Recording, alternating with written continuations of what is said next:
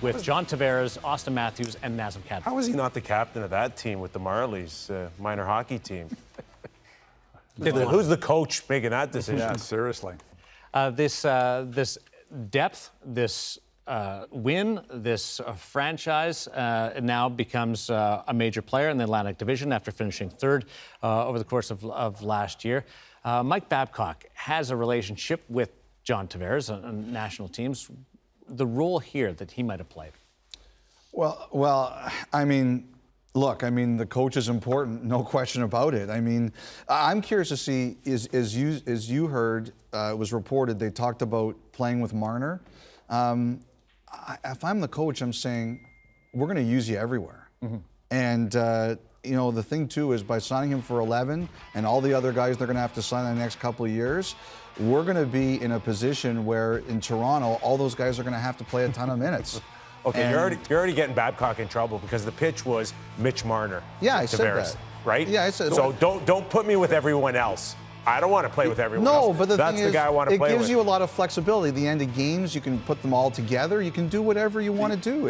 I think it's like a blank canvas. You have like a bunch of great players and do everything you can to put them out there in the best situations. The interesting thing, I don't worry about that. Is going to be the use of Kadri here when you go 2 18 to 20-minute centermen down the middle, and where does this fit for a 30-goal scorer? Third-line centerman who every team in the league would like to have with the way Kadri plays. So it'll be a chess match. It's going to be interesting for the coach and how he utilizes. The fourth-line centerman guys. Just lost ice time. Yeah, there's no doubt about that. Well, they don't need one. Whoever he is. Yeah, but you know what? It's still for Babcock to have this ammunition. Mm-hmm. It is a pretty impressive lineup here, to say the least. Throw out the lines, and this is with the addition of John Tavares and Josh Jewers.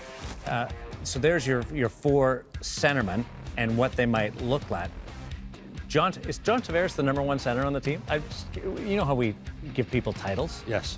Yeah. So John Tavares is the number one center, Austin Matthews, Nazem Kadri, and you fill in that fourth line. It's going to be real interesting to see as the season progresses when we're sitting here at Christmas saying who's a better player at Christmas, Tavares or Matthews? You know, I understand we have to have all these conversations, but the bottom line is this guy took a little bit less than he could have gotten on the market because he wants to come to Toronto and win. And they're going to figure this out. You know, I know we like controversy and we like who's the number one center. Is it controversy or a complication? No, we'll make it a controversy. Okay. That's what we do in the media. I just think the guys come in here to win, and they're going to find a way to make it work. That's the way it looks to me. They'll make it work, but winning, you've got Tampa Bay, you've got Pittsburgh, you've got Washington, you've got Boston, you've got some. It's going to be hard. Yeah, it's going to be tough. Winning, you know, you get John Tavares and you become a Stanley Cup contender. You know, being a Stanley Cup contender and winning, two different things. Mm-hmm. And I got to think. I like their chances better. I agree that Kyle and Brendan Shanahan, they got to take a deep breath right now, but they've got to find a way to shore up that blue line. Of course. Okay? And if you wait another year before making commitments to secondary contracts like Matthews and Marner, you got to find a way to win this season.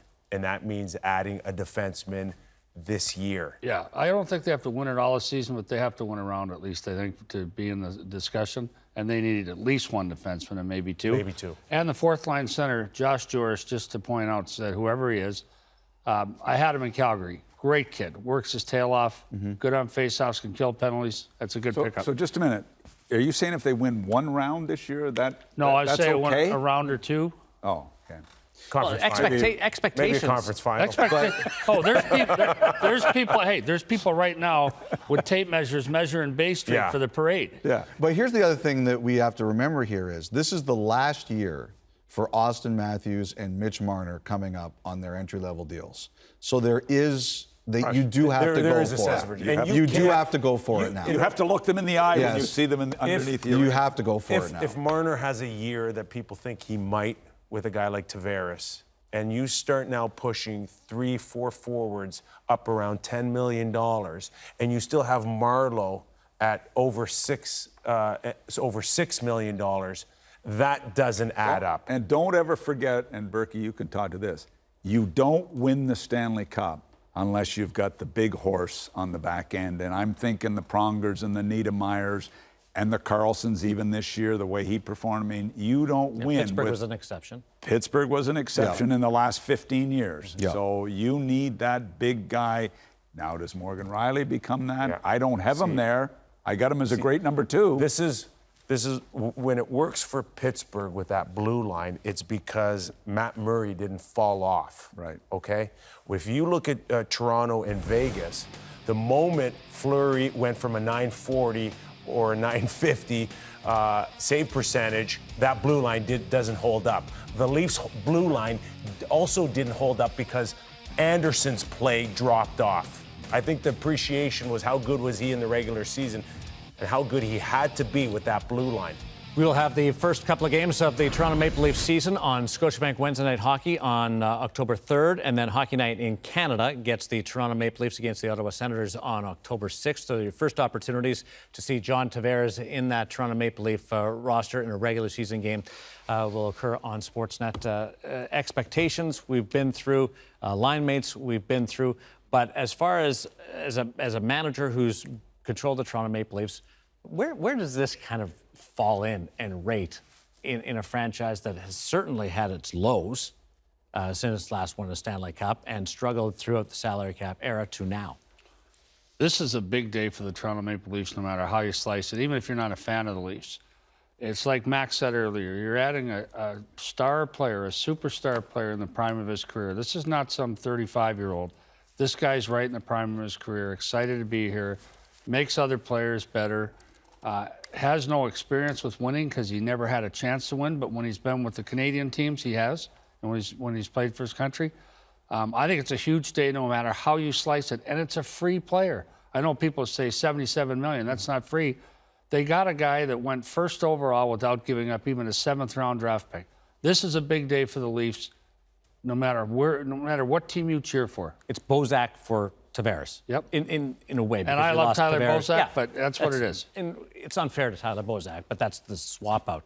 So just on the subject of the Toronto Maple Leafs and you, what's Kyle Dubas feeling right now? All right, look, I'll never forget when I brought in Adam Foote. It was a great day for our franchise. A captain, Stanley Cup winner, quality person, and all those things. But this is at a whole nother level.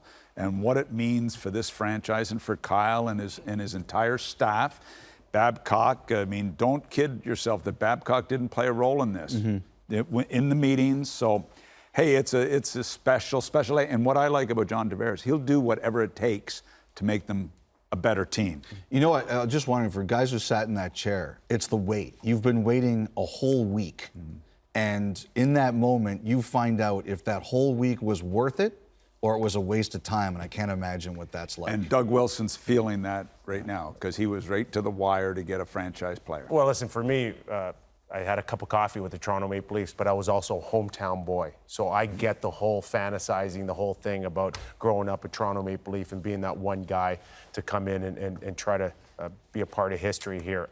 But there are challenges, and you talked about it. There's a lot of distractions, it's a tough place. But I have no doubt that John Tavares has got the character to handle it. Yep. I'm just glad that John Tavares has made it official and signed with the Toronto Maple Leafs before we had to show Nick Kypreos in his childhood bed with the Toronto Maple Leaf pillowcase and the blanket.